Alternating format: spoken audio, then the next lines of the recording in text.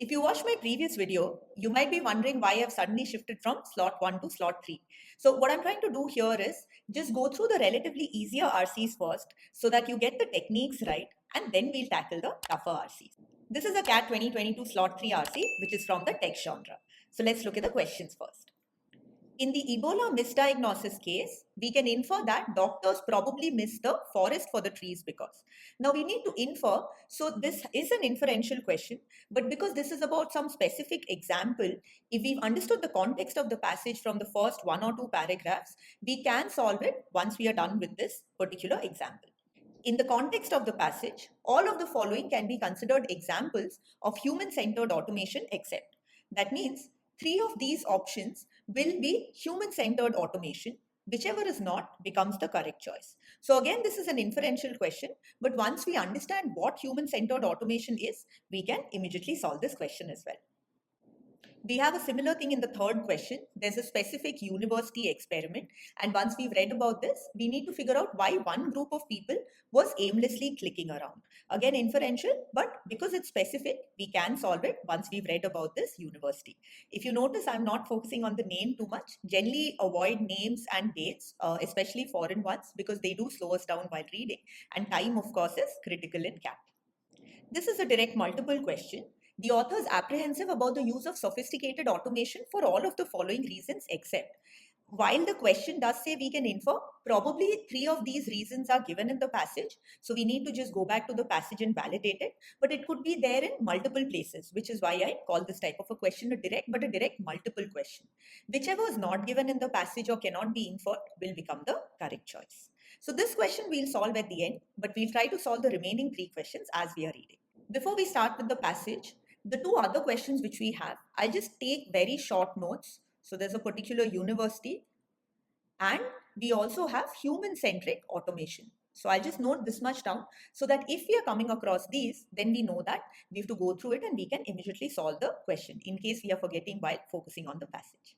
So now let's start with the passage itself. Now the context becomes clear from the first paragraph.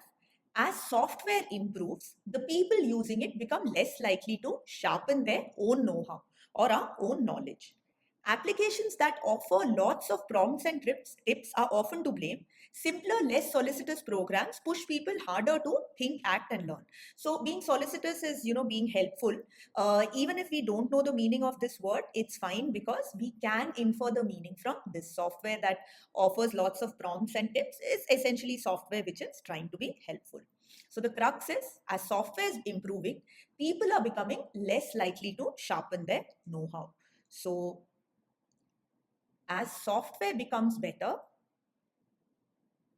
I'm just using symbols, just bring in proportionality. So people's, or rather I could write users because it's only the people who are using the software. So users' know-how or users' knowledge is something which is reducing, which is why I've shown it as inversely proportional. You can use your own symbols. You can maybe use an upwards or a downwards arrow, whatever it is, just use shortcuts so that you're saving time. Now, the reason for this is if there is a lot, people are not being pushed to think, act, or learn as much if there are a lot of prompts and tips. So when I want to explain a reason, my symbol for that, I usually use the question mark. Why this is happening is because if there are a lot of tips and prompts in the software, then people are not learning or acting by themselves.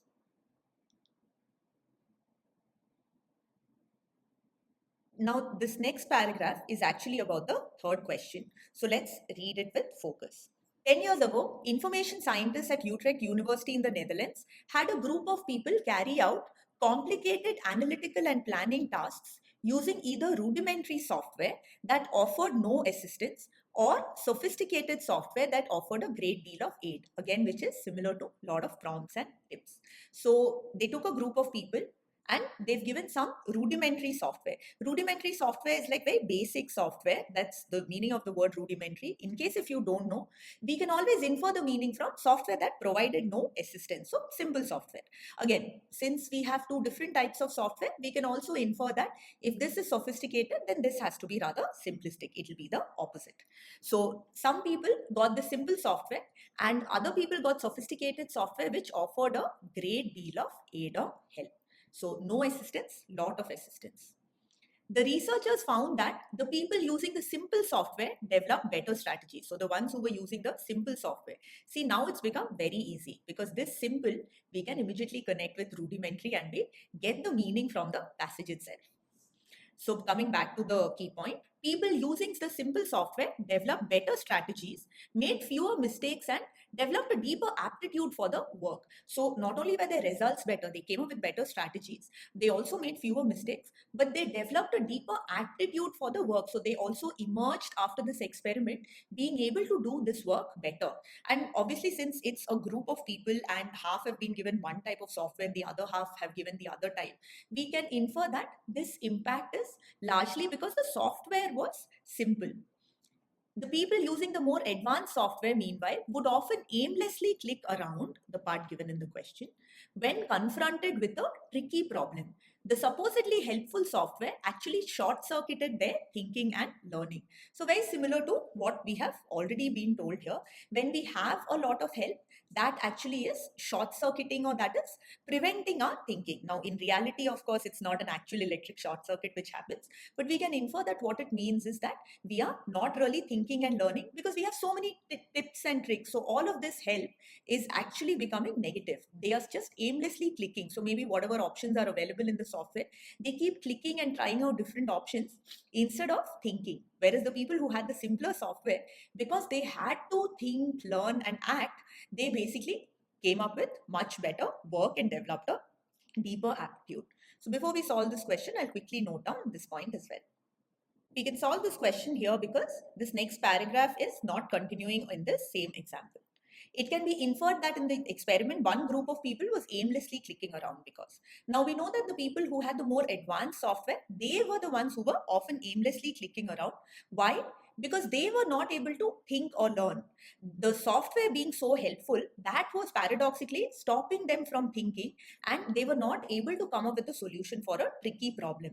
They were trying to get the software to help them. So by clicking around, basically if you have a software, you have a lot of prompts, something in the menu, a lot of places that you can click. That is what they were trying to do instead of thinking themselves and trying to find a solution. So we look at the options. The one which is closest to that is the first one. They were hoping that the software would help carry out the tasks. They were depending on the software rather than thinking. So whenever we have better software, more advanced, more helpful, more tips, more sophisticated, people are stopping trying to think or solve on their own. And they are getting more dependent on the software itself. That's what is mentioned over here. So this ideally should be the correct choice. If we consider the others, they did not have the skill set. Now, this is something which we definitely cannot assume from the passage. It's an experiment. Probably the scientists would have split people into two groups at random. They would not have taken one set of people who are more skilled and given them the rudimentary software and given the sophisticated software to the less skilled people. If that would be the case, it would have definitely been mentioned. It's also not logical because they're trying to analyze the impact of software depending on whether it is simple or sophisticated. So why would they really split people based on skill set? So nothing in the passage which will lead us to assume this. So we can eliminate this one. They wanted to avoid making mistakes. Now here they're trying to find a solution. It is possible that they wanted to come up with a good solution and hence they were clicking. But the idea is that they were aimlessly clicking around. Their own thinking was short-circuited, and that is something which is mentioned over here. This could perhaps be one of the reasons, but again not super relevant. The other group was carrying out the task more efficiently. That is definitely true. They developed better strategies, made fewer mistakes and all. But why that is so? The reason itself which we need, right? Because what we need the reason. So that is not given here. We don't know why the other group was more efficient. That's something which is mentioned over here. So the first option has to be the correct choice out here.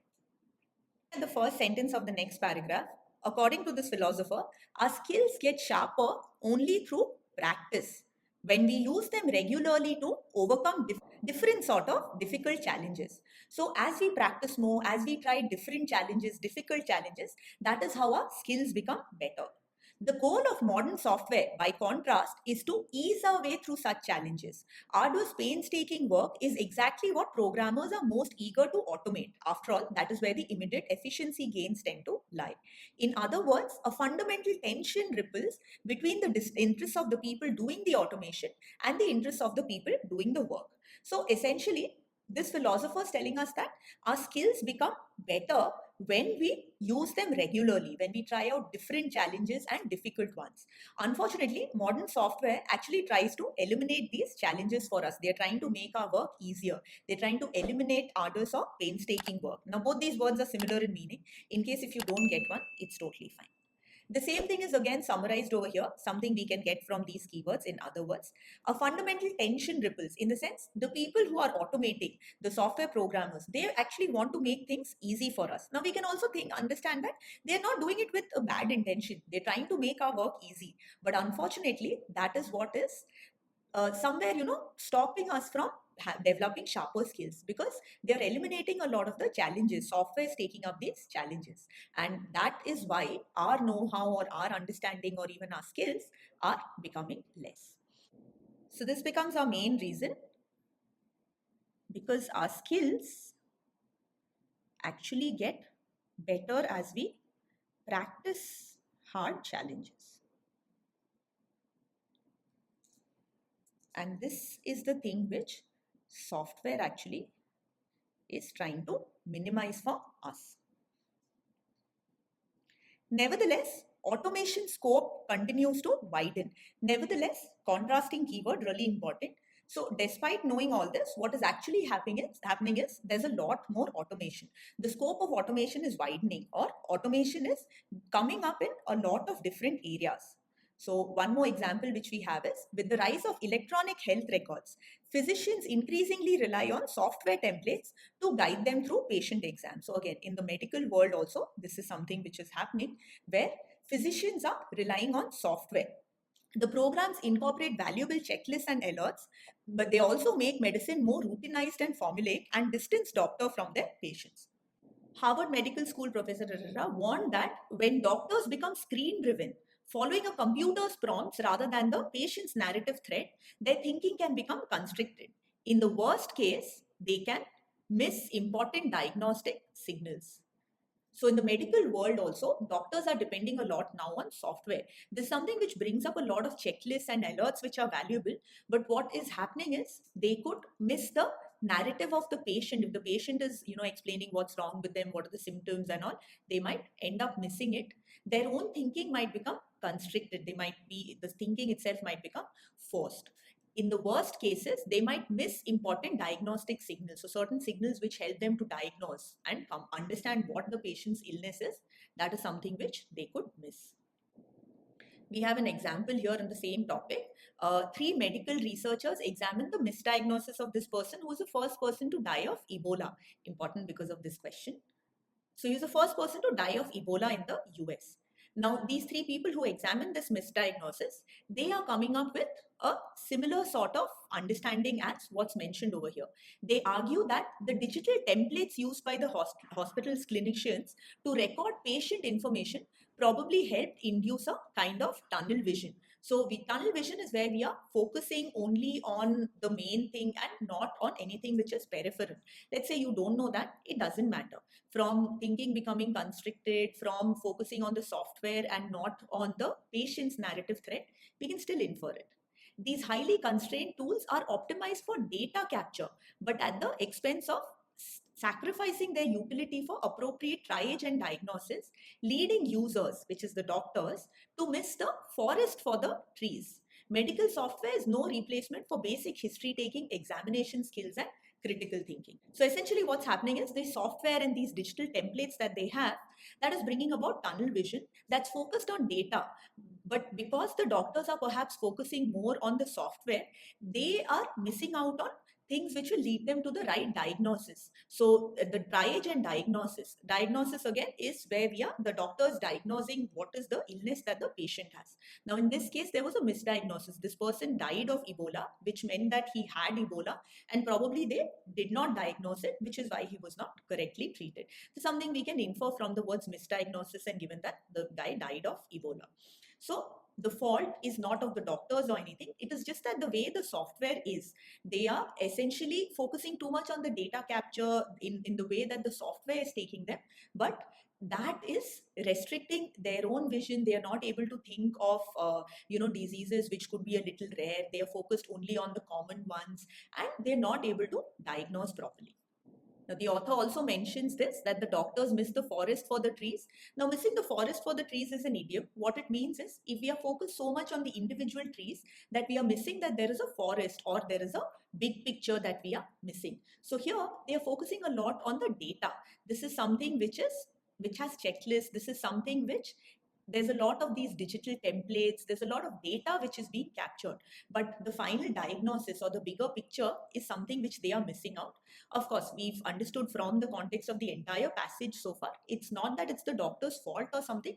This is a natural impact that software has. If we have more and more helpful software, it is basically preventing us from thinking on our own, and in this case the doctor's thinking is nothing but the diagnosis.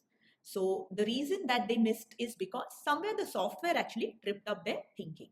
Now that is something, if you see, is given in the second and the fourth option. The digital templates forced them to acquire tunnel vision, and they were led by the data processed by digital templates. So in both cases, the fault being of the software comes out. We can infer that option 4 is better because it's more straightforward. They were led by the data. So because of the data, their diagnosis was incorrect and they missed the bigger picture. Versus here, it's a little more harsh. It forced them to acquire tunnel vision, and more importantly, it's sort of almost taking it literally. So we can go with option 4 over option 2. The first option is incorrect. The data collected were not sufficient. We already know that there is too much data, and the data is what is bringing about the misdiagnosis because of the focus on the data required by the software. So we can eliminate it. They use the wrong type of digital templates. Yeah, probably if they would have used simpler ones, it might have been better. But here, the blame squarely lies on the software itself, and that is something which is mentioned in the fourth option clearly. So it's not that, they should have used some other digital template. They should have taken the history of the patient, examined the patient, and diagnosed it by themselves as much as possible. So we go with the fourth option here. Now finally, the author gives us a solution. There's an alternative. In human-centered automation, the talents of people take precedence. So people's talent comes first. Now remember that our skills will sharpen or develop only if we practice different challenges and hard challenges. So human-centered automation is something where people come first, and software plays an essential but a secondary role. It takes over routine functions that the human operator has already mastered. So just routine functions which we have to do multiple times, that can be automated. It issues alerts when unexpected situations arise. So maybe it's monitoring, and if something unexpected is happening, it's an alert is coming up, so humans can go back and understand what's the reason or perhaps solve it. Provides fresh information that expands the operator's perspective. So if the person using the software doesn't know something, this software can actually give that information. And it can also counter the biases that often distort human thinking. So basically, it's doing more of routine things that humans already know, and it's coming up in unexpected situations or in situations where the human operator lacks the information or has a bias. The technology becomes the expert's partner, not the expert's replacement. So instead of the software coming in place of the doctors or in place of solving problems, the software is sort of partnering with us or helping us more in routine or unexpected times. So now we can solve this question. In the context of the passage, all of the following can be considered examples of human-centered automation except. So human-centered automation is where humans come up, humans do more of the work, and software is helping only in routine tasks or areas where we genuinely need the help of the software. So looking at these options, a smart home system that changes the temperature as instructed by the resident. So if the resident is instructing, that means it is still the human that's in control. So this is an example of human-centered automation. So we'll eliminate it because we have to find the option which is not an example of human-centered automation. Software that offers interpretations when requested by the human operator. Again, you can see that the human is in control. So this would be human-centered automation and can be eliminated.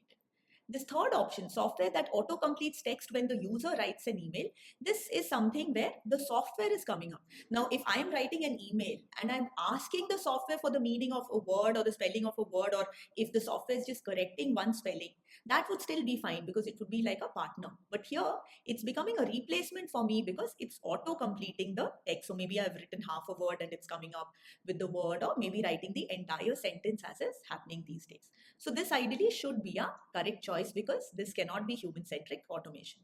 Looking at the fourth option, Medical software that provides optional feedback on the doctor's analysis, again, because it is optional feedback and is coming only after the doctor has analyzed, this is also something which is fine. So this is probably something which could, if there is fresh information or some bias, then that would be useful. So this is also human-centric automation. So the third option becomes the correct choice here. From the passage, we can infer that the author is apprehensive or fearful about the use of sophisticated automation for all of the following reasons except that. That means 3 of these are going to be reasons which are given for the author being apprehensive about sophisticated automation or sophisticated software.